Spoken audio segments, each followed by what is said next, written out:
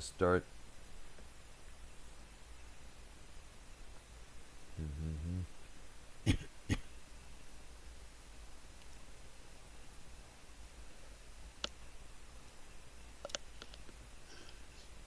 Okay, we are live, ladies and gentlemen.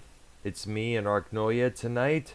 Arknoia's Chocobean with Dr. Earl W. Brown. This is another edition of Movie Madness that has laid upon your tables there, and all your laptops, I should say. And tonight, we're going to be taking a look at a movie that I recently started becoming interested in once more for the past multi-amount of weeks. It's a movie that I really enjoyed as a kid. I saw it back in the theaters with my mom, dad, and sister. And it came out the same year that the first Star Wars came out as well.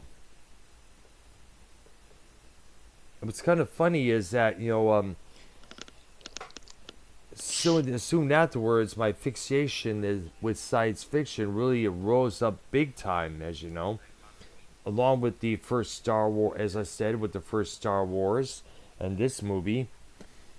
And also other things that came on the movies and television, including Buck Rogers in the 21st Century. Remember that series? We got to talk about that show sometime so when we do TV memories. As well as Project UFO, which was the idea of Mr. Jack Webb, the guy behind Dragnet, Adam 12, Emergency, all those programs on NBC years ago. And of course, the original Battlestar Galactica that ran on ABC TV, I guess from 78 to 79. And I'm not going to include Galactica 1980 because, sorry, I saw a few minutes of that when that first premiered. I was like, are you kidding me? And of course, we're not going to probably mention the reboot that came in the early 2000s with Edward James Olmos in the lead role. Well, without further ado, let's talk about this movie. Close Encounters of the Third Kind came out in 1977 in the November of that year. I don't remember what the significance of the various encounters is, because I think Close Encounters of the First Kind is when you see them. Mm-hmm. For Close Encounters of the Second Kind. Let me look it up for you, man. Yeah, do, because I don't remember. Okay. The third kind is when they actually make contact. Okay, let me look it up here because I remember the posters in the ads in the paper back in the day there. Okay, let's see what we got. Give me a couple minutes there. So bit there. Okay. Close Encounter of the Third Kind, sighting of a UFO. Close Encounter of the Second Kind, something here. Jesus Christ, a stupid ad. They got these ads on the people on the computer here so small. I gotta look it up once again there. All right, there. I'm looking at all the images from the movie and beyond here. All right, let's see what we got here. I got it right now, folks. Come on, come on. Here we go. Okay, here we go. Close Encounter of the First Kind, sighting of a UFO. Close Encounter of the Second Kind, which is physical evidence. Close Encounter of the Third Kind, contact. Right. All right, that was on the original poster advertising the movie back then. And I remember seeing some of the TV ads for this movie and was like, holy cow, this is going to be something interesting there. So we went and saw it, and we were all bedazzled by not only the special effects, the UFOs, the spaceships in question, but also particularly the mothership. How many people did not crap their pants when they first saw that originally in the movie theaters, without a doubt? Now, the stars of this movie was, of course, Richard Dreyfuss, Terry Garr, Dreyfuss' son Justin, as of course his son Toby Neely, Gary Guffey, who played the role of Barry, and of course Melinda Dillon played Julian, Barry's mom, and of course you may have heard of this guy, Francois Truffaut, I guess his name is pronounced. I guess he's a French filmmaker, I guess. He portrays a French scientist studying these UFOs and everything else. I guess he was brought along. Either he asked or he was brought along by the director Steven Spielberg, and it fits to say that Spielberg, you got to give him his due. His movie Jaws, which came out I guess a year earlier or earlier that same year, got beaten at the box office by Star Wars, and out of respect and acknowledgement to Mr. Lucas, Spielberg took out a full-page ad congratulating Lucas on the success of Star Wars, outdoing Jaws. In fact, I remember the image in that ad was like R2-D2 with a fishing line catching that big great white shark depicted in the poster for Jaws. It's kind of funny, and there's a lot of reports saying that there is a miniature R2-D2 on the model of the mothership as well. It's right there in the scene where the mothership arrives, right here on YouTube, and you see where I'm talking about. Definitely look that up. Okay, so here's the storyline. In the desert, a French scientist named Claude Lacombe, his American interpreter, David Loudon, and other researchers discover Flight 19, a group of United States Navy Grumman ABM Avenger torpedo bombers that was missing over the Bermuda Triangle back in 1945. The planes are surprisingly in perfect condition, but without any people inside.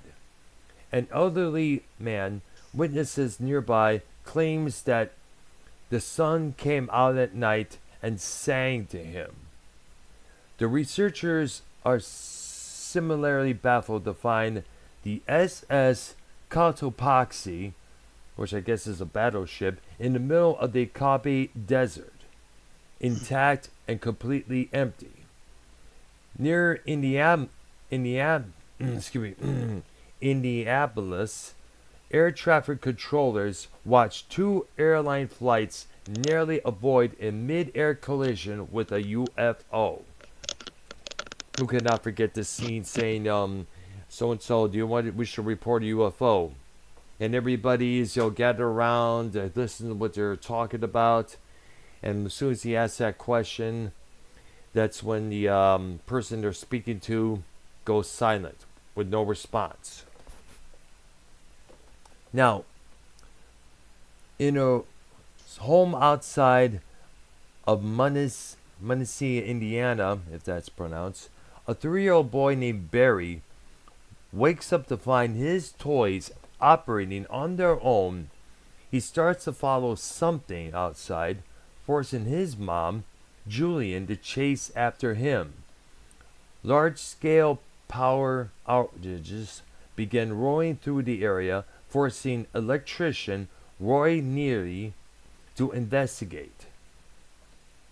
While he gets his bearings, Roy experiences a close encounter with a UFO when it flies over his truck.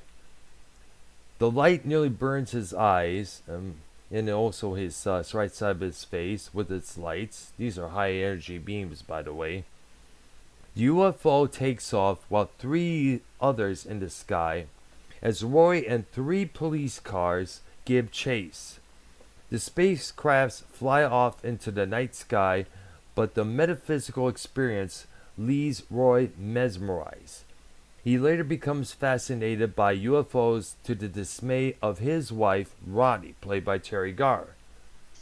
He starts obsessing over subliminal images of a mountain shape, often making models of it. Julian, meanwhile, the single mom, also becomes obsessed, sketching the unique mountain image. Soon after, she is terrorized in her home by a UFO which descends from the clouds. She tries to fight off violent attempts by the UFO, and unseen beings enter the home, but in the chaos, poor Barry is abducted. Now, Lacombe and Lawton and a group of the United Nations experts continue to investigate increasing UFO activity and strange related occurrences. Witnesses in northern India report that the UFOs make distinctive sounds, a 5-tone musical phase in the scale, a certain scale. Do do do do. Who cannot forget those chimes for sure? Scientists broadcast the phrase into outer space, but are mystified by the response. This is a seemingly meaningless series of numbers: 104, 44, 30, 40, 56, 10. Repeated until Mr. Lawton, with his background in cartography, if that's how it's pronounced, recognizes as a set of geographical coordinates, which later leads to the Devil's Tower, located in Wyoming. And it fits to say that because of this movie, the Devil's Tower area got tons and tons of visitors, human visitors, of course, and a lot of tourists while visiting the state of Wyoming. No doubt about that. Now, Lacombe and the U.S. military converge onto Wyoming. The United States Army evacuates the area, making false reports to the media that a train wreck has spilled a toxic nerve gas while actually preparing a secret landing zone for the UFOs and its occupants. Meanwhile, Roy Neely's increasingly erratic behavior causes his wife Ronnie to abandon him, while taking their 3 children, while a news program about a supposed train wreck near Devil's Tower airs on television. Both Roy and Julian recognize the same mountain that they have been visualizing. They, along with other travelers experiencing similar visions, set out to Devil's Tower in spite of the public warnings about the supposed toxic gas. Many of the travelers are apprehended by the army, but Roy and Julian reach the site just as UFOs appear in the night sky. The government specialists at the site begin to communicate with the UFOs, which with the 5 tones, do do do. The spaceship, the mothership, responds, and in one of those sequences, a low synth note, obviously played, cracks one of the windows in the towers up above. I bet everyone was like, geez, that's going to cost us in the long run. Now,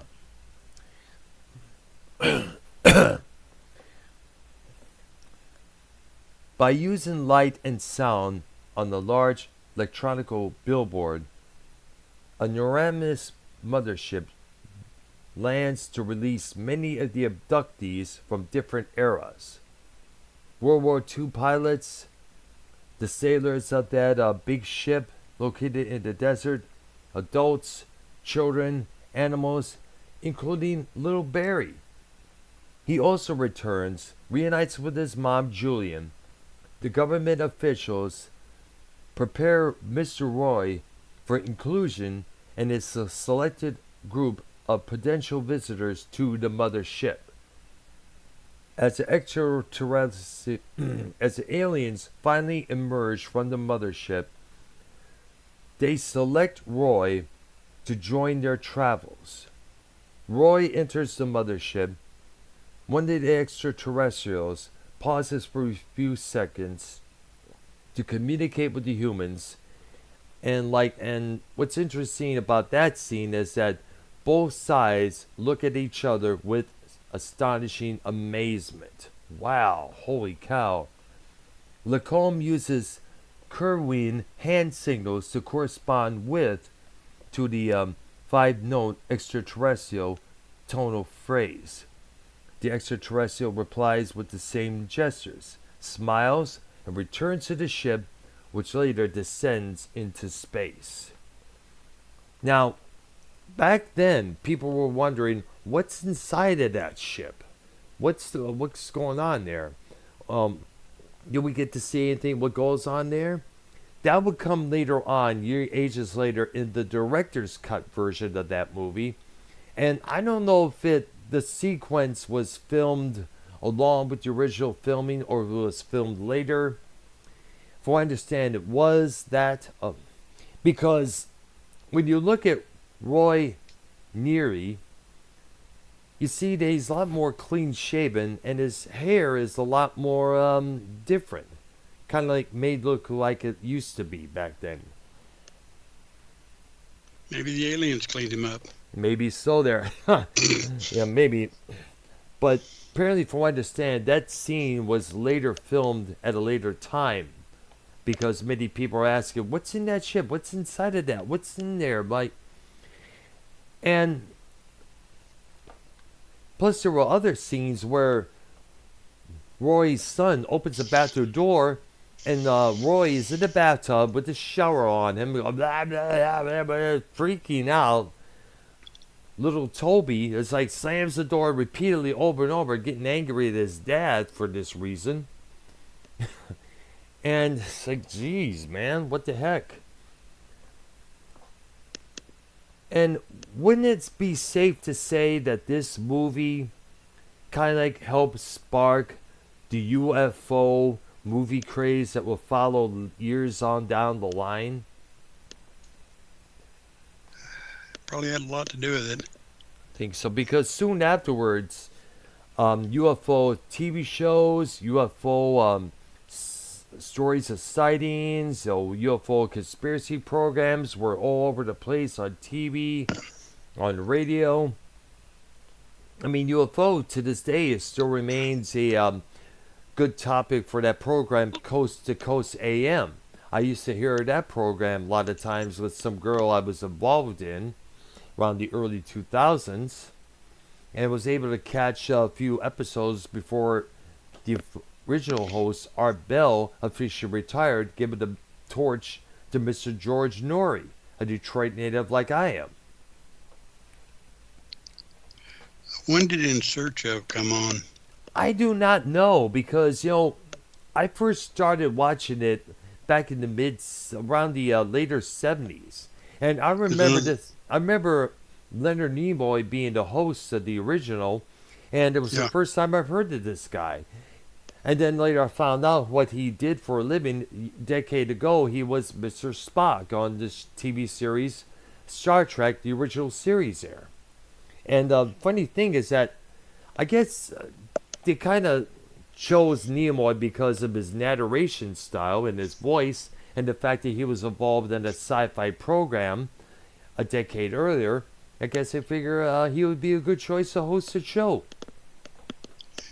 Yeah, I think the first one was In Search of Ancient Astronauts, which was actually a book. Mm-hmm. Yes. I don't remember who wrote it. Right. And I'm going to remove this piece of shit from this from my chat there. And he is a piece of shit, some hater out there. So either way, this guy, Roy Neary, he was becoming obsessed with this UFO stuff.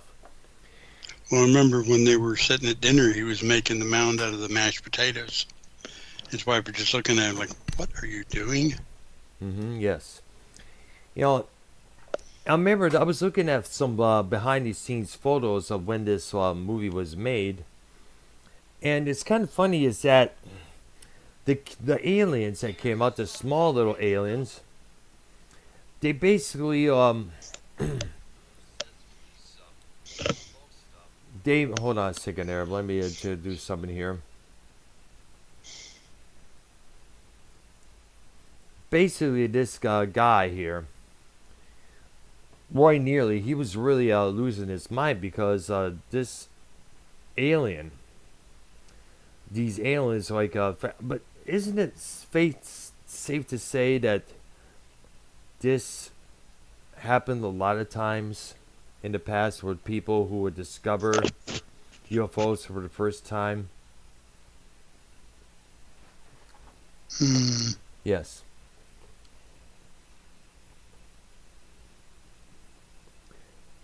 Because, so I understand,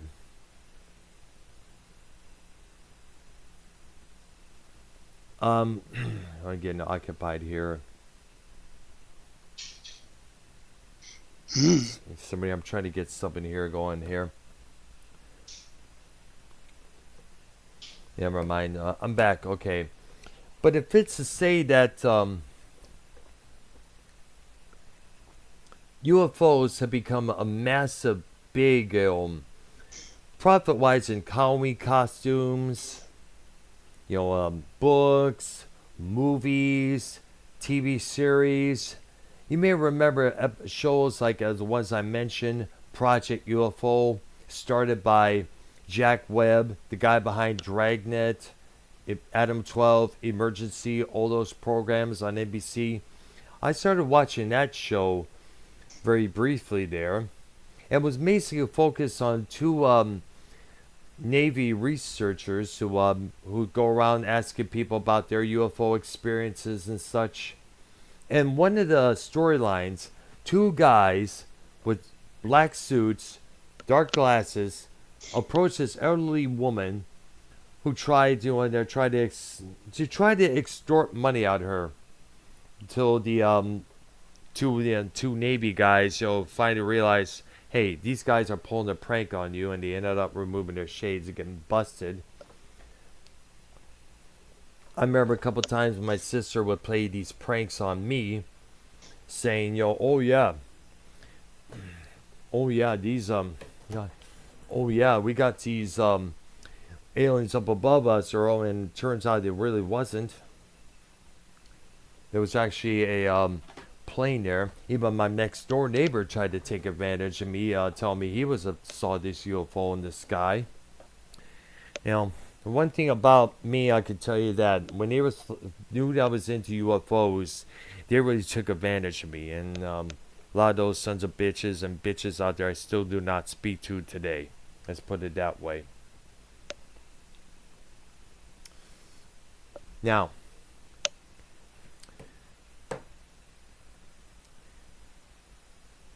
but what do you have to say about this UFO stuff?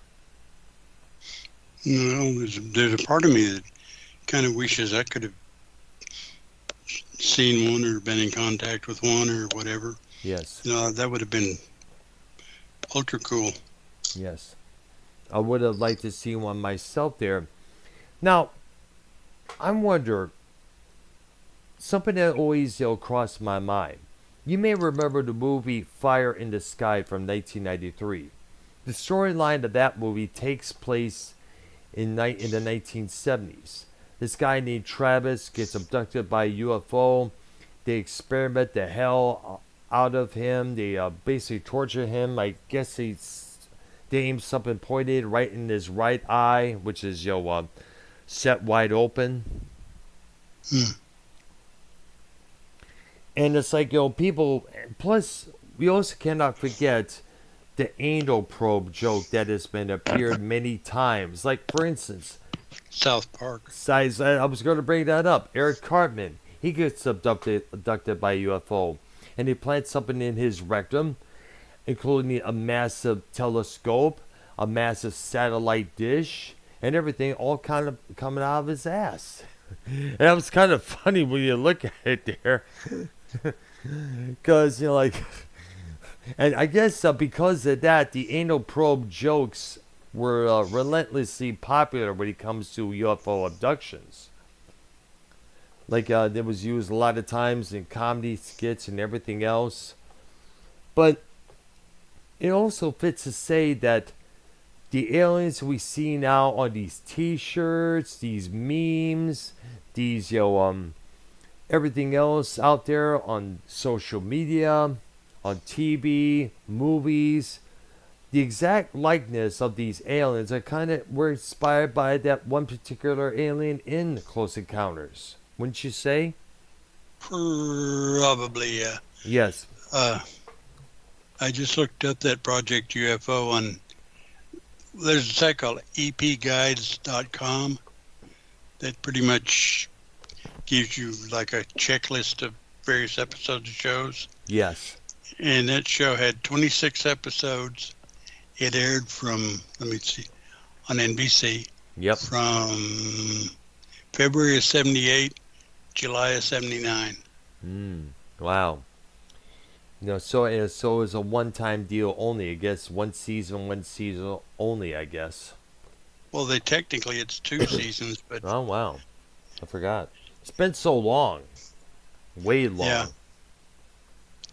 And of course, who cannot forget the phrase, "we are not alone," being used repeatedly over and over and over and over.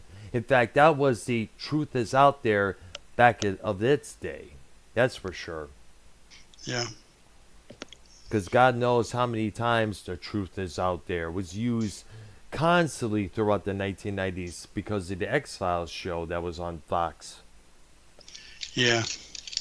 And that show kind of explored, well, everything, but UFOs was a definite part of it. Oh, no doubt about that. That's for sure. And did it come back for about a couple seasons not too long ago, but on a different, I guess, a streaming network, from what I understand? I'm not sure. There was a couple of movies, but I don't know if they rebooted. If they did, they probably did it without David Duchovny. I remember, I think the guy who played the Terminator in Terminator 2, I think it was Richard Patrick or Robert Patrick, one of those two. Those guys are brothers, by the way. I think it meant Robert Patrick, who portrayed in the company's place there. Well, actually, I can look it up right quick. All right, good.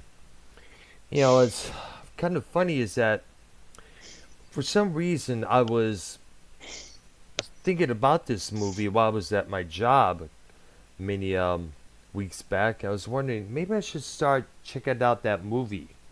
Checking out scenes from that movie, particularly when the mothership lands or descends onto Devil's Tower, and see how big that whole thing is. Like, I guess it fits to say that the term large and in charge were definitely the aliens' motives when they descended onto that area. Because that thing was huge, man. Way huge. Now imagine seeing that as a little kid at either 9 or 10 years old in the movie theaters.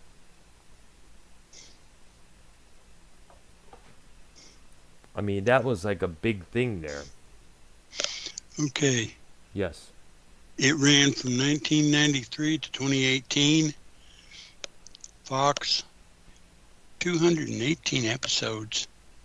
Gillian Anderson was in it all the way. All of them. David Duchovny was in seasons 1 through 8, then 10 through 11. He was not in season 9.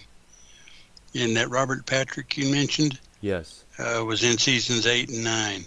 Yeah. I see there. As far as the agents go. Yeah. And of course you had William B. Davis, who was the cigarette smoking man. Mm-hmm. He did not have a name. I see there. They had a lot of crazy characters, but then again, they had a lot of crazy characters in the Twin Peaks TV series. You may remember there.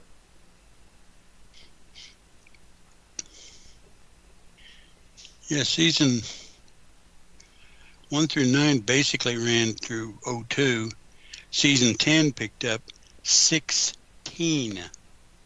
So they had like a 14-year hiatus.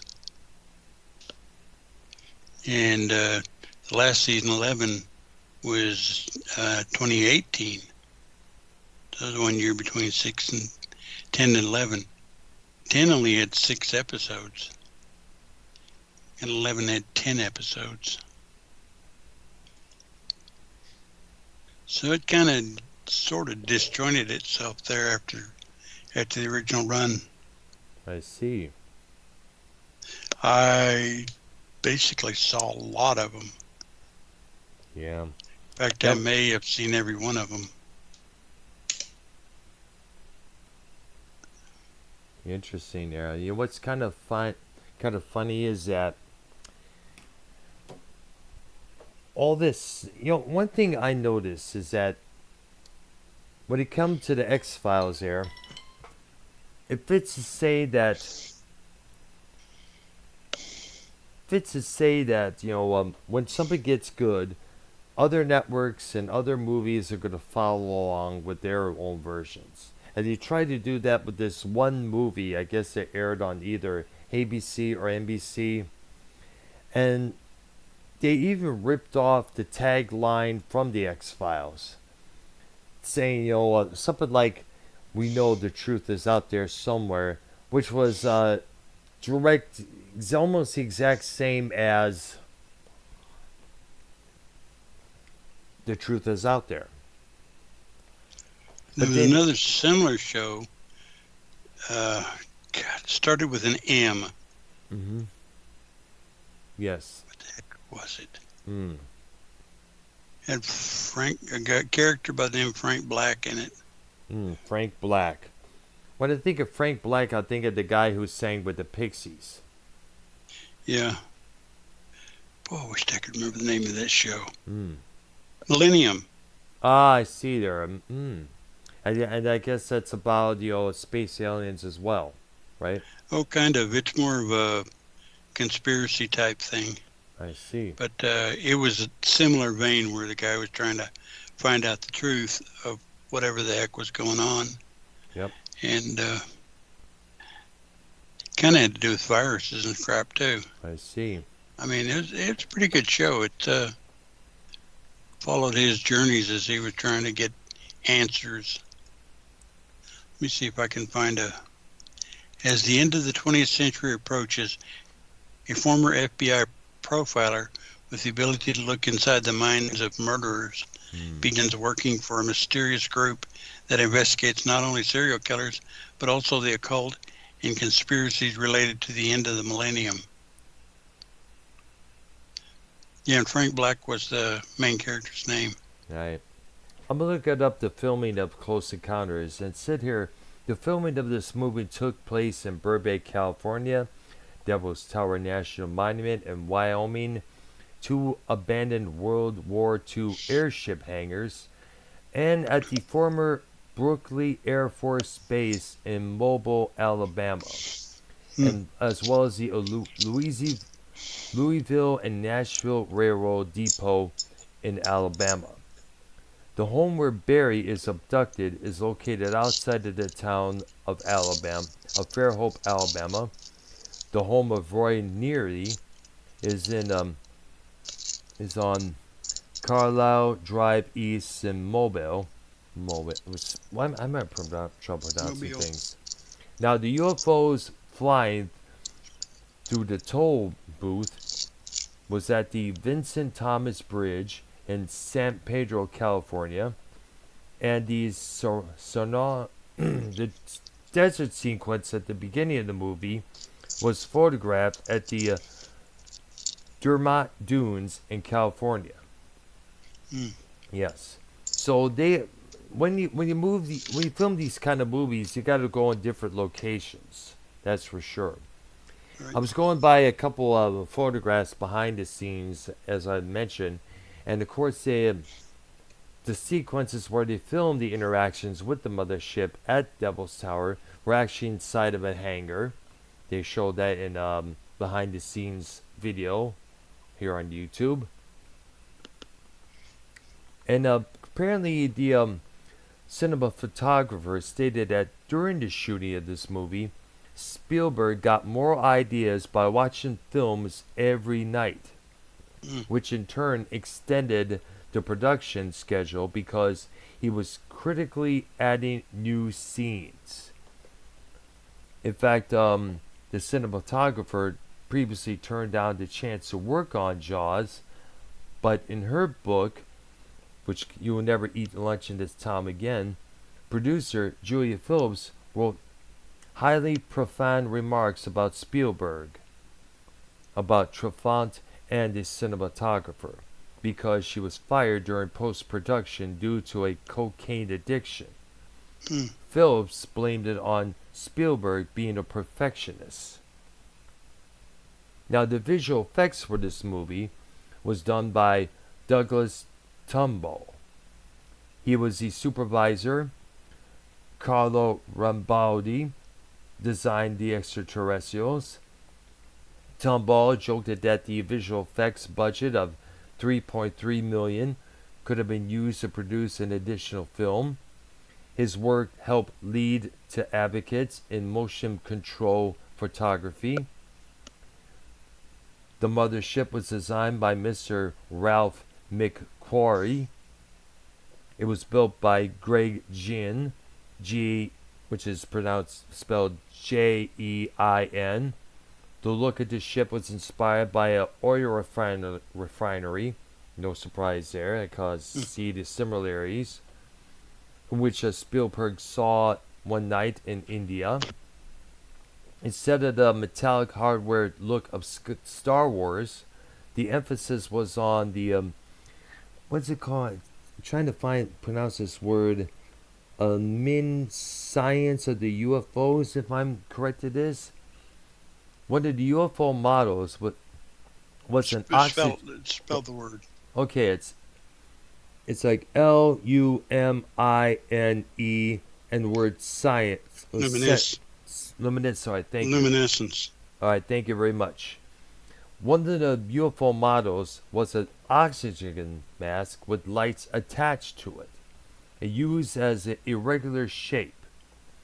As a subtle in-joke, Dennis Moran, who had just finished working on Star Wars, had placed a small R2-D2 model onto the underside of the mothership, and it's visible right when you see it there when it descends upon Devil's Tower. You see it right there. A lot of people have been pointing that out there. The mothership model is on display at the Smithsonian Institute's Air and Space Museum. That's a place I'd like to explore. So do I there. Heck, I wanted to check out the NASA station by Houston, Texas a couple years ago. All of us were on our way to Galveston Island for a small vacation. And we were passing by. That's like, you know what? We should probably check that out sometime. But unfortunately, that never came to be. Alright. Now, the small extraterrestrials in the final scenes were played by 50 local 6-year-old girls in Mobile, Alabama. That decision was Mobile. Mobile? Okay. Mobile, thank you. That decision was requested by Spielberg because girls move more gracefully than boys. Puppetry was attempted for the extraterrestrials, but the idea failed. However, one of the guys on the set there successfully used puppetry to depict two of the extraterrestrials, starting with the marionette for the tall extraterrestrial that first emerges from the mothership. That indeed was a puppet, that's for sure. And that was originally also a test shot. And then and another puppet for the extraterrestrial that communicates via hand signals near the end of the film. That also was apparently a puppet. And the music for the movie was done by John Williams, who had worked with on Jaws and also Star Wars just as well. And the score was done at Warner Brothers Studios in Burbank, California. And he was nominated for 2 Academy Awards the following year. One for the score from Star Wars and the other for Close Encounters. He won for Star Wars, though he would later 2 Grammy Awards in 1979 for his Close Encounters score. One for Best Original Film Score, and one for Best Instrumental Composition, the theme from Close Encounters, to be exact. I actually purchased that album, the soundtrack to Close Encounters. Mm-hmm. Yes, and I was big on getting soundtracks back in the day. I see. Did it also feature the sound of the mothership descending onto Devil's Tower just as well in that score? And that, as I remember, yes, it did. But heck, I don't even have the album anymore. But well, yeah, because when I listened to the sound of the mothership, you could hear a Moog synthesizer play different notes. Doo, doo. And I'm thinking that's possibly a tune that's coming out from that mothership, along with the sound of the engines. And yeah, it's kind of funny is that people that small are able to run this ship that's big. Well, size has nothing to do with your ability to pilot and navigate and all that stuff. That's true there. That is indeed true. Yeah. I mean, it takes a small mind to come up with something unique for the scientists to conjure up, like say a nuclear bomb or something.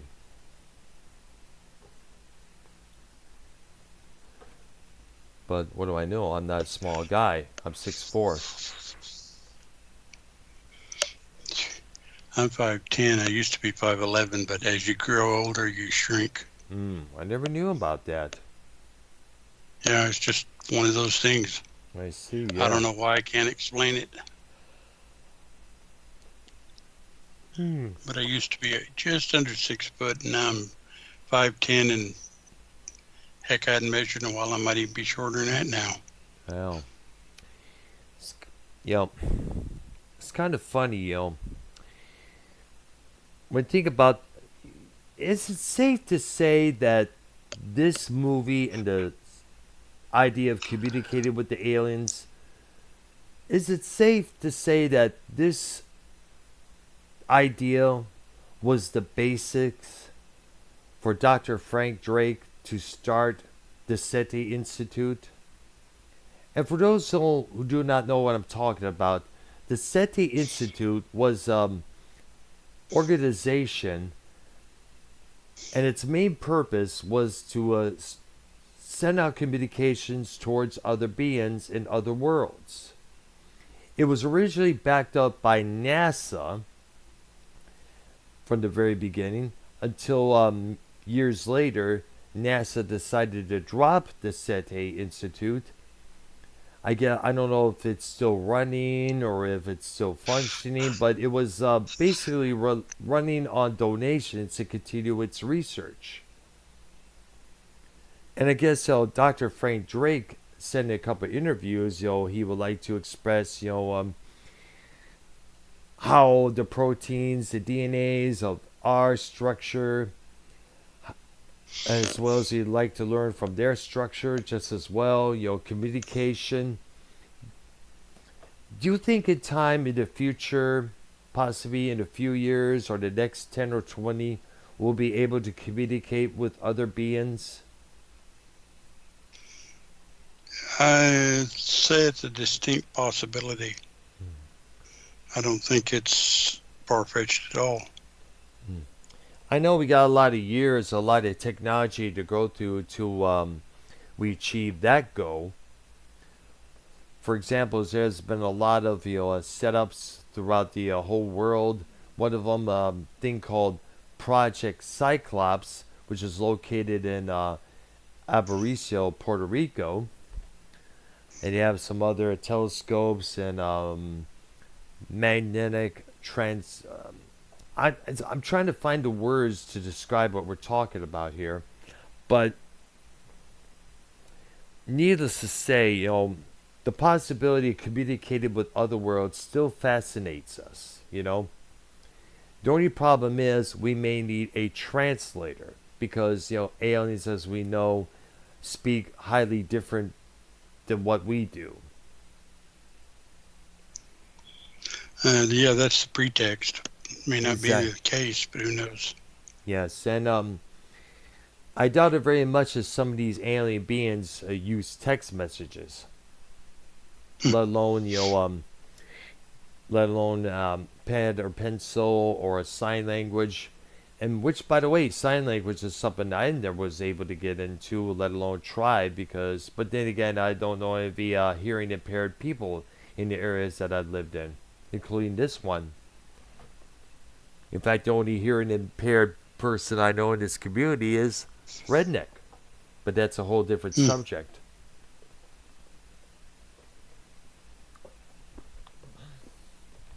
How are we doing on time?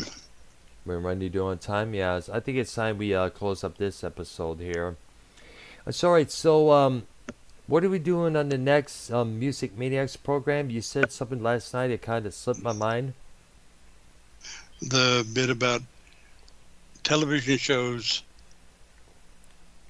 which feature musical artists for the most part, or artists, let's say. That as guest spots, like say Anthrax. Well, either that or their own shows, or because a lot of them had their own shows. Yeah, that's true. Mark Bolan from T-Rex, he had a UK program of his own. Let's not give the house away. I won't. I'll just give you one example.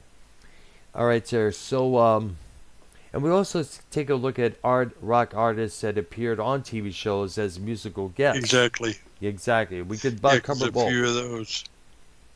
Exactly. Like the time Anthrax appeared on Married with Children years ago. Basically, it'll be TV and music and their connections, I suppose. Okay. Is the best way to put it. Okay, so definitely we'll take a look at that. This coming Wednesday on the next edition of Music Maniacs. All right, and give a shout out to YR, who was unable to make it today. I guess he wasn't really interested in the discussion that we were doing. Yeah, he really needs to see that movie. Exactly. Like I said, I'm not a huge movie person. Mm-hmm. I mean, I have a bizarre taste in movies. Yep. But I liked that movie. That was worth seeing. Like I stated many times in some of the promos for this particular episode, I stated that this movie, along with Star Wars, as it was titled back then, later before they added Episode 4, New Hope, to the mix, those were... Well, actually, I think it was named that in the beginning when they did the scroll. No, actually, it wasn't.